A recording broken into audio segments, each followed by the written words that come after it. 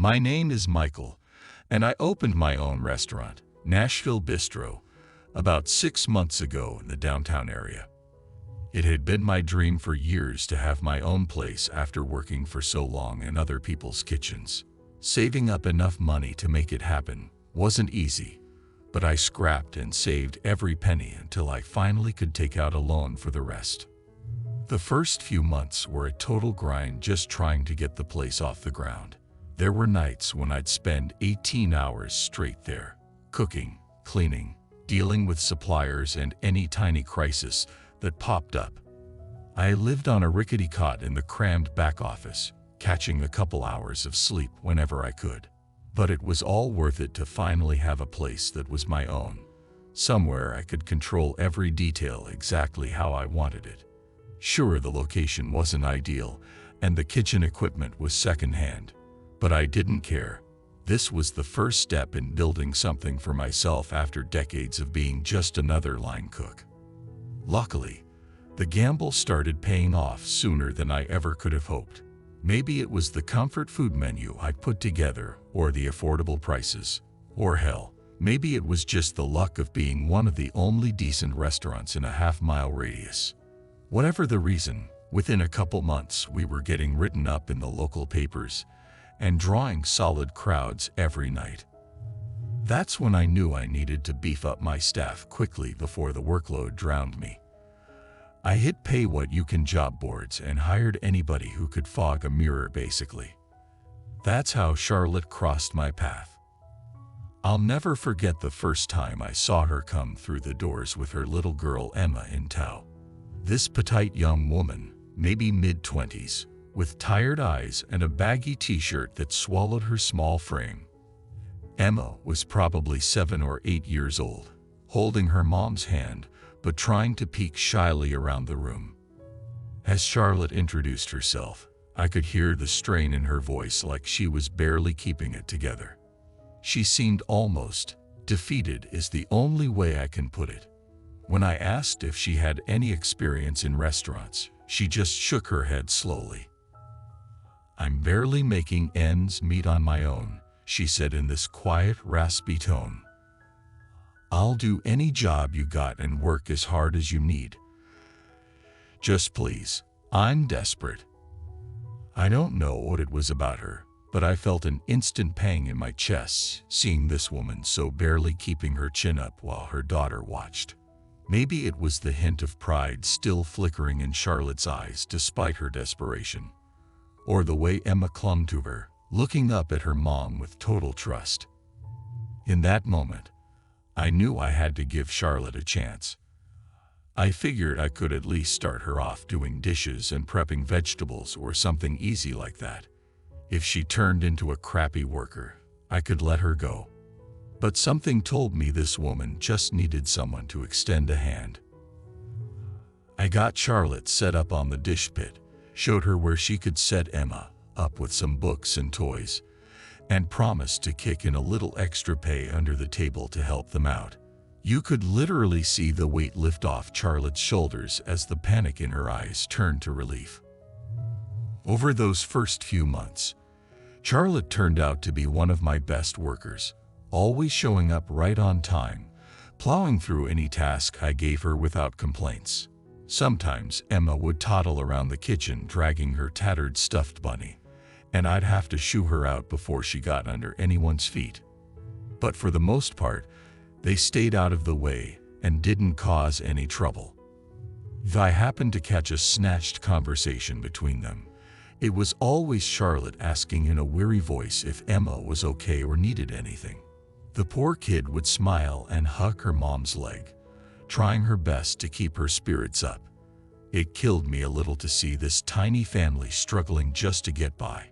Maybe that's why it hit me so hard when I first noticed the cash seemed to be going missing from the register a couple weeks ago. Just small amounts at first, maybe $20 or $30 gone here and there after shifts where Charlotte happened to be on alone for a bit. I don't know what made me suspicious of her specifically at first. She just seemed so damn grateful for the job and opportunity I'd given her. But sure enough, the missing cash kept adding up little by little. I decided to set up a hidden camera angle at the registers to catch whoever was doing it. Really hoped I wouldn't see Charlotte's face in those footage stills. Part of me figured it had to be a deadbeat worker thinking they could get away with skimming some cash. When I pulled up the video files, I felt like I'd been punched in the gut. There was Charlotte, her shoulders hunched as she glanced around furtively. Then she reached into the register drawer and took out a handful of bills, quickly shoving them into her apron pocket. I watched her do the same thing on 3 or 4 different shifts. For a long moment, I just sat there dumbstruck. Out of everyone on my team, I never would have guessed it was Charlotte taking the money.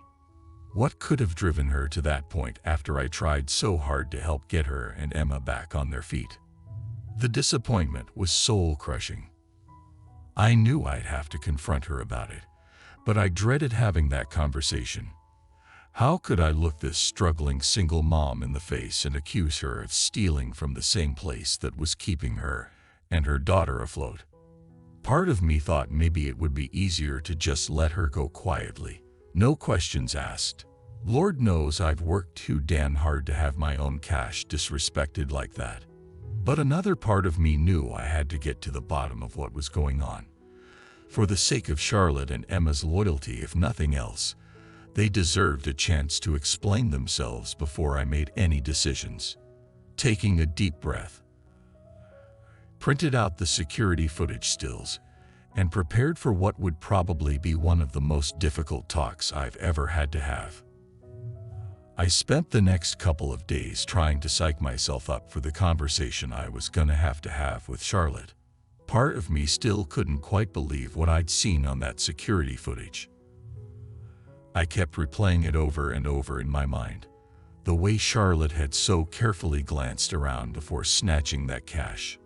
The sinking feeling in my gut told me it probably wasn't her first time pocketing money from the register. What made the whole thing so hard to process was just how grateful Charlotte always seemed to have this job.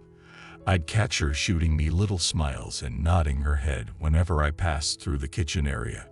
It was like she was silently thanking me all over again for taking her on. Hell, there were times I had to firmly insist she clock out and take Emma home because Charlotte seemed determined to work every last minute of her shift. I guess I figured that anyone who worked that hard and appreciated the opportunity that much wouldn't ever risk screwing it up by stealing. Charlotte had to know that I'd have no choice but to fire her for something like that. Unless, was she really getting that desperate? The more I turned it over in my head, the more I started feeling crappy about the whole situation too. Here I was, living my dream and running my own restaurant after years of busting my ass. And now, this single mom who looked like she'd been through hell already was jeopardizing my business just trying to make ends meet. It stung, you know, but at the same time, I couldn't stop thinking about how small and vulnerable Charlotte looked with her kid in tow when she first came in asking for a job. She was barely staying afloat, and now she was taking crazy risks that could leave them drowning for real if I gave her the axe. As angry as I was feeling, that protectiveness I'd felt toward them both tugged at me too. It finally got to the point where I knew I just had to rip off the Band-Aid and get Charlotte in here for a sit-down. I pulled her aside after her Thursday night shift when the dinner rush had died down, and there were just a few stragglers left in the dining room. "Hey Charlotte, you got a minute?" I said, trying to keep my voice casual and beckoning her toward my cramped little office. "We should talk about something." Her eyes went wide in that way they do when she looks surprised or worried about something. She glanced over at Emma, who was sitting in the alcove playing with some old cookbook props I'd let her use. "Emma, honey, can you stay right there for just a couple minutes?" Charlotte said in this soothing mom voice. "I'll be right back, okay?" Emma nodded obediently, her little pigtails bouncing. Charlotte followed me back to the office, clutching her apron strings and scrunching her face up with worry. I let out a deep sigh as I shut the door behind us, then pulled out the grainy security cam stills. Charlotte's face went pale as a sheet when she saw them. Oh my God, she whispered, putting her hands over her mouth and taking a step back. You know. Yeah, I know, Charlotte, I said, trying to keep my voice even and calm even though disappointment was welling up inside me. I gotta ask, why? Why did you feel like you had to do this after I bent over backwards to give you this opportunity?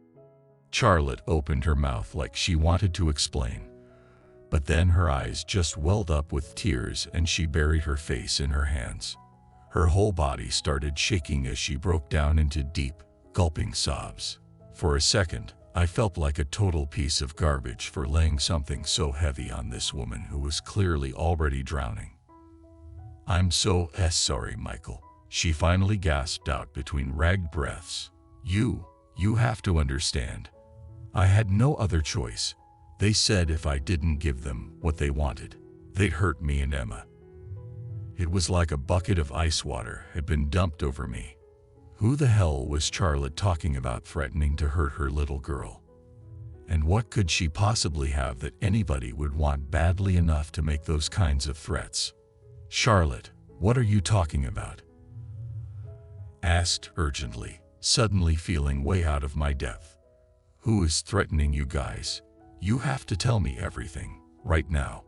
Charlotte wiped her tears with a trembling hand and gave me this haunted look that sent a shiver down my spine. Then she started spilling everything. There was this gang, she explained in this tiny, broken voice. A local crew who had been terrorizing Charlotte and Emma for months with the goal of forcing them out of their apartment. It was the last thing of any value that Charlotte had left after her deadbeat ex-husband walked out years ago. Now this gang was coming after it by any means necessary. At first they'd just bang on the doors or windows at night while we were trying to sleep, she said, hugging her arms tight around herself. They'd shout about how the apartment didn't belong to me and I needed to get out. Or else. Charlotte's face crumpled again as she described how the gang's tactics escalated over time. They started actually breaking in when she was at work and stealing any valuables they could find. Then they moved on to shutting off the utilities like power and water until Charlotte paid these outrageous fines they imposed. Now they're getting more aggressive, she whispered, her voice trembling. They threatened to take Emma if I don't do what they say and give them the apartment. She's just a little girl, Michael. I can't let them. At that point, Charlotte collapsed into a fresh wave of sobs, burying her face in her hands. Just stood there, frozen in shock and horror at what she'd been going through this whole time. Here I'd been getting pissed about a couple $100 going missing from the till. Meanwhile, the woman I'd hired was being terrorized by a bunch of criminal psychopaths threatening to snatch up her kid. In that moment, I felt like the biggest piece of garbage who'd ever walked the earth. How could I have not seen how terrified and desperate Charlotte clearly was acting all this time? The way she looked over her shoulder constantly and never seemed to relax even at work. Jesus, she was living in a waking nightmare just trying to keep her daughter safe. Without even thinking about it, I reached out and pulled Charlotte into a hug, letting her cry into my chest and stroking her matted hair. Tears were stinging my own eyes now as I felt this poor woman's whole body trembling with fear and exhaustion. What kind of person was I that I had ignored so many signals that she was drowning? That she needed me. It's gonna be okay, I murmured over the top of her head as she wept. I'm going to take care of this, Charlotte. I promise. Nobody is gonna threaten you or Emma ever again. You hear me? You're part of my family now, and I protect my own. After Charlotte's gut-wrenching confessions about the hell this local gang had been putting her and Emma through, I knew I had to see the situation for myself.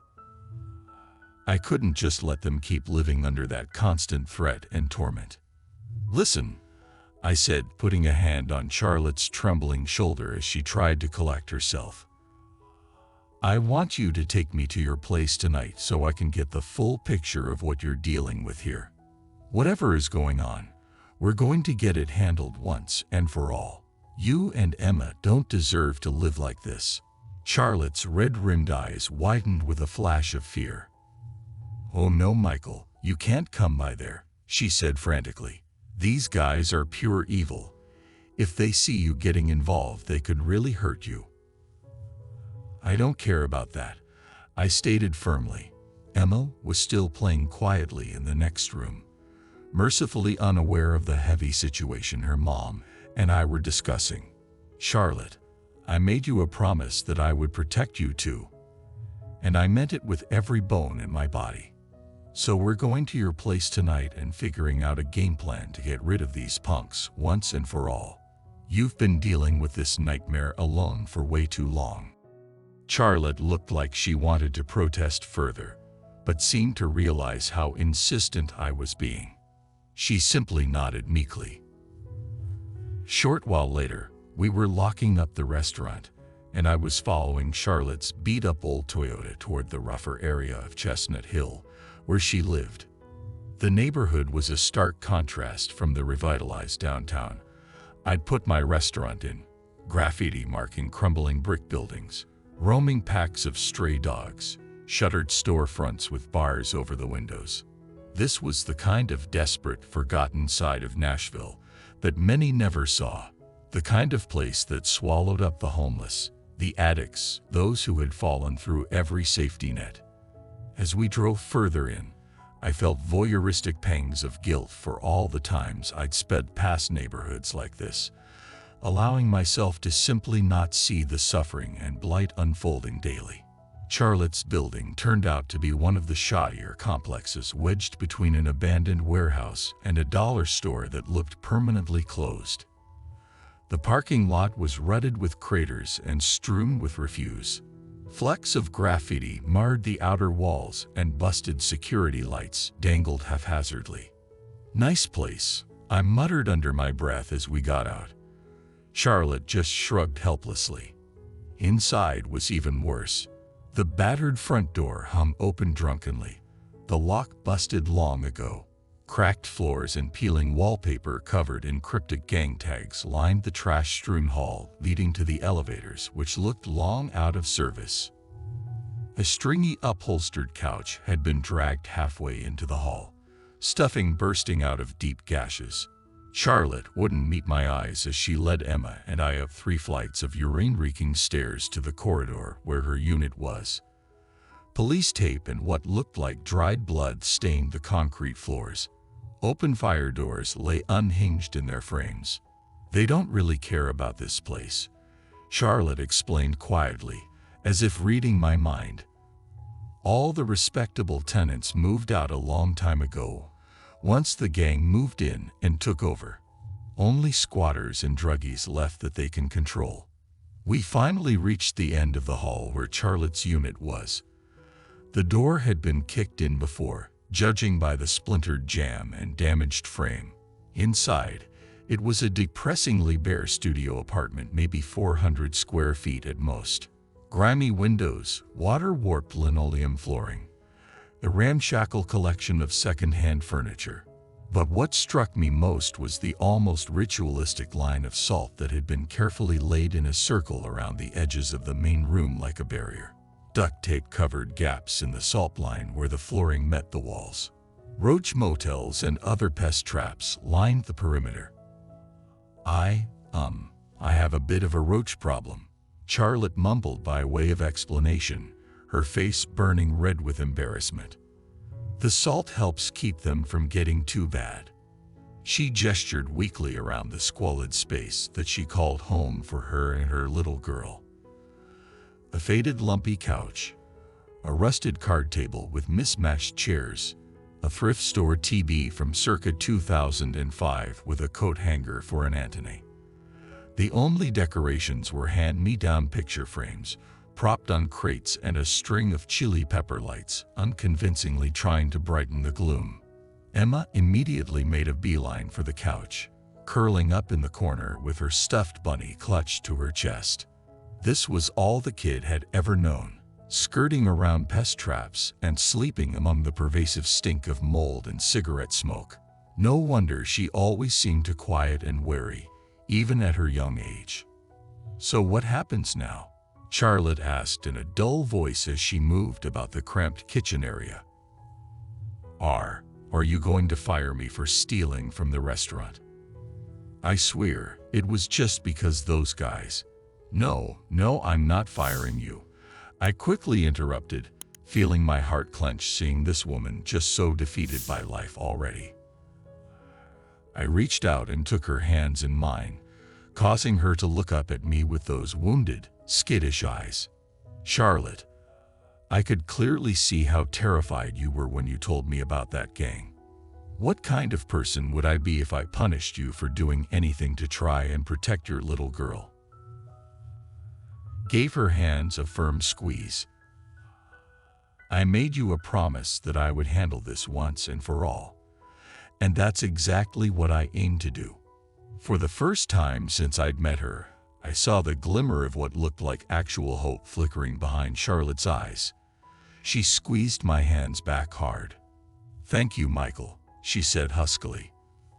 "I don't know how, but thank you." I nodded grimly, already feeling the anger building inside me toward those depraved bastards who would terrorize a defenseless woman and child like this. I thought about all the times I'd seen Emma shyly trailing after her mom at the restaurant, quietly playing on her own while her mom busted her ass to provide for them. This wasn't the life that little girl deserved. "I'll give you two a secure place to stay while I get this sorted out," I continued, squeezing Charlotte's hands again. "Consider the restaurant home base now too. We'll get security cameras installed for when Emma needs somewhere safe to hang out while you're working. It's gonna be okay." For the first time in I didn't know how long, Charlotte's face seemed to relax slightly as she nodded, a tiny flicker of tension leaving her body. And in that moment, I made a solemn vow to myself. These punks weren't just going to be warned off or scared straight. Oh no, they were going to be utterly erased from existence so they could never harm this little family again. Even if I had to get every underworld connection involved that I knew to make it happen. Emma's safety and bright future now depended on it, and there was nothing I wouldn't do to protect them both. For the next few days, I tried to keep my wits about me and approach this whole gang situation with a cool, strategic mindset. As furious as I was at those depraved bastards for tormenting Charlotte and Emma, I knew that just barreling in half-cocked could potentially put them in even more danger if I did something stupid. So I started making some calls and tapping into a network I hadn't involved myself with in years. Old contacts, shall we say, who moved in the shadier underworld circles that still operated on respect and code of ethics. Guys who wouldn't bat an eye at what needed to be done to eliminate a threat like this local gang menace. Yeah, I knew getting mixed up with those crowds again carried its own risks. But none of that mattered to me anymore. Not when I looked at Emma's thin little face and imagined what horrors she'd already been exposed to because of these soulless punks. I didn't care what lines had to be crossed. My only priority now was keeping her and Charlotte safe by whatever means necessary. Within a couple days, I had my old crew from Chicago springing into action down in Nashville. They moved like a strike force, performing recon and casing out the typical haunts and hangouts of the gang's top players. It didn't take long for them to start gathering intel on where the head lieutenants were running their business out of and how money was flowing through their various revenue streams. I'll admit, part of me was low-key getting a rush from being back in that life again, if only adjacently. There's an undeniable adrenaline tang that comes with operating outside the law and normal rules of society. An atmosphere where fear and respect go hand in hand. I'd certainly never fully realized how much I missed that charged energy before now. My initial plan was to move piece by piece in dismantling the gang, cut off their income sources one by one until their entire operation crumbled, take over their territories block by block and make it clear we now ran those streets. Onder, one of my old enforcers from back in the day, promised this could all be done with enough muscle and strategic removal of key players. Take them out at the knees first, boss, he was saying in that unmistakable gravelly voice. Once the streams dry up and people ain't getting paid, they'll turn on each other. We swoop in and it's like Mother Nature, survival of the fittest.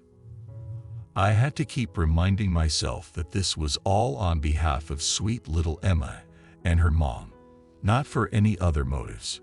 Still, I could feel that animalistic part of me getting excited at dismantling this local gang practically with my bare hands.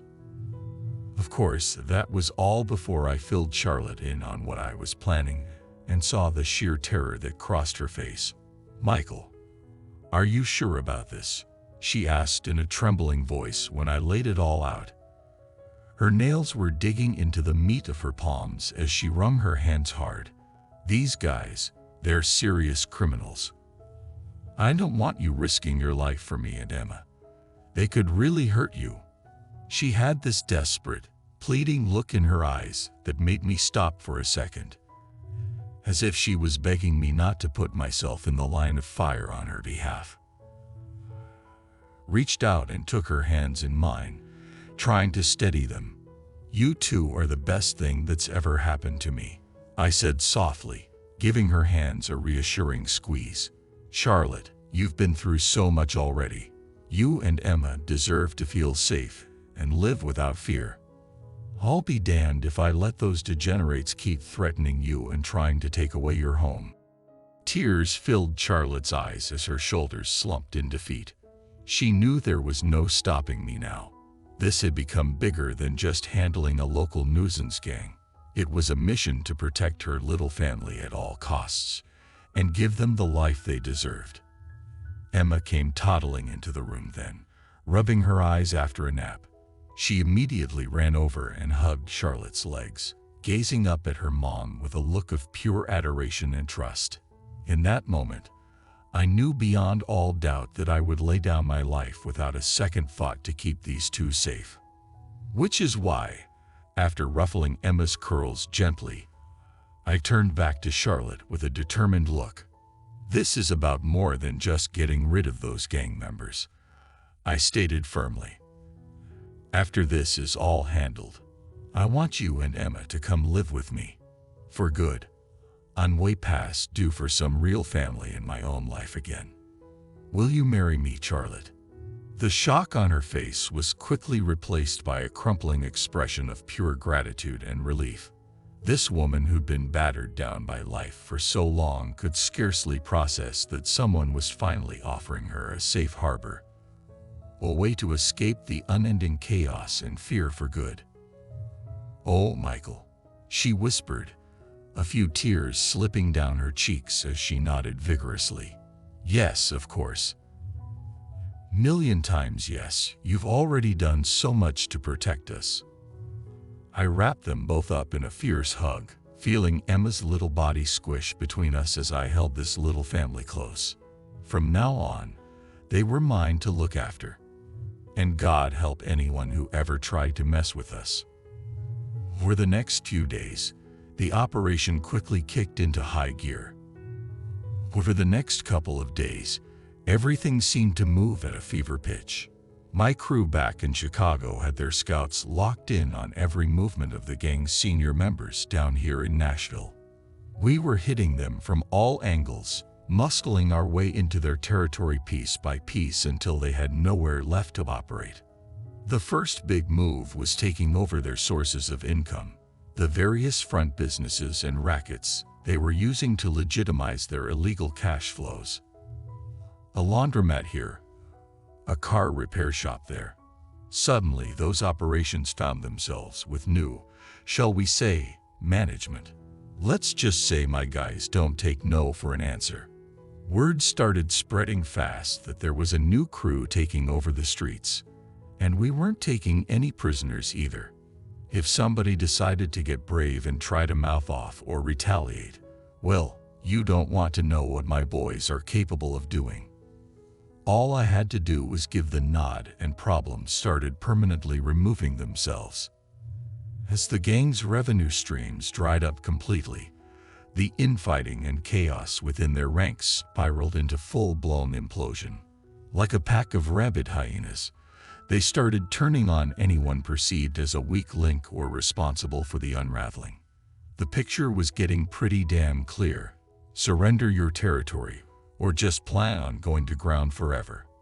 Throughout it all, Charlotte and Emma were safely tucked away at my place. I had my tech guys set up an elaborate home security system and new locks to ease their minds. Charlotte tried to put on a brave face, but I could see the naked relief in her eyes whenever she'd glance around my solidly middle-class home. Place free of fear and pests, somewhere Emma was finally just allowed to be a kid. In those quiet moments between operational updates, I started allowing myself to picture a future with Charlotte and Emma permanently at my side. How Charlotte could leave behind her harrowing past for good and start making this place a home, maybe even picking up some pastry courses at the local community college, since she loved to bake. Emma thriving at a decent school, taking art and dance classes like a normal little girl. And me, I'd be the man giving them the safe haven and family stability they'd been so cruelly deprived of until now. Providing for them, protecting them, maybe even expanding the restaurant if Charlotte wanted to try her hand at desserts.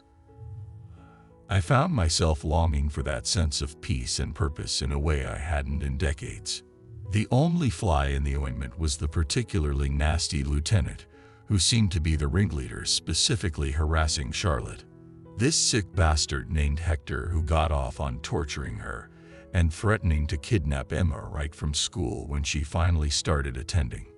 Try as we might, this prick kept managing to evade every move we made against his operation. He just seemed to melt back into the shadows no matter how many of his boys we clip-clopped. It was maddening, knowing this scumbag was still out there waiting to retaliate against my family. Finally, it got to the point where I knew I'd have to handle this one myself. So I called in a couple favors and found out Hector's precise location, a little trap house over by the industrial park. One night, I pulled up with Andre and Rico backing me up, just like old times. We breached hard and grabbed Hector before he could even think about reaching for the pistol under his mattress. In a matter of minutes, that smug expression was wiped from his face and replaced with sheer terror as he found himself bound in the back of an SUV racing toward the desert just over the Nevada border. I'll spare you the grisly details of what happened next. Just know that whatever horrors Hector tried to visit upon Charlotte and Emma were replicated tenfold onto his lawless carcass. By the time we finished, he was begging for the mercy of death. But that was the thing. We have no mercy for those who make victims of innocent families. And begging only made the process longer. When it was finally over, we took care of the remains in a way that guaranteed Hector and any memory of his very existence were permanently erased. With the gang's leadership decimated and all revenue streams taken over, the rest of those roaches scattered to the wind within a matter of days. The threat was finally fully extinguished. Driving back into Nashville, as the sun was rising, I felt an immense weight lifting off my shoulders. For the first time, I could fully exhale and appreciate what had been accomplished here. Charlotte and Emma were safe. That nightmare was officially over for good. Now their lives could finally begin again. I pulled up outside my place, our place now, and headed inside. A faint noise was coming from the living room. I peeked in to see Emma curled up on the couch, hair mussed and clutching her bunny as some old cartoon played on the TV. Charlotte was in the kitchen area with her back to me, sliding a pan of muffins or something out of the oven. "Morning," I said, causing them both to turn toward me with wide smiles. Charlotte hustled over and wrapped her arms tightly around me, pulling me close. "It's really over?" she asked in a hopeful whisper. "We can just have a normal life now?" I nodded, unable to stop my own grin as I pulled back and cupped her face gently. "We can have anything we want from here on out. Just you, me, and him. No more looking over our shoulders or being scared all the time. It's safe now." Charlotte's face crumpled in emotion as she let out a relieved sob, pressing her forehead to mine. Emma came toddling over and hugged our legs, giggling at being enveloped in the warm family embrace. I scooped her up and held both my girls close, breathing in the scent of baked goods and feeling content in a way I hadn't allowed myself in longer than I could remember. At long last, we were free, and our new life together as a real family could finally begin. So what did you think of Michael's journey to protect the woman and child he cared about so deeply for? Were you invested emotionally in their struggle against evil and injustice in pursuit of a normal life? Stories like this remind us to value and protect those small but precious sources of joy and innocence in a harsh world. It's a message that we could all stand to hear more often. Thank you for watching. Subscribe to our channel, give us a like, share our story. See you next time.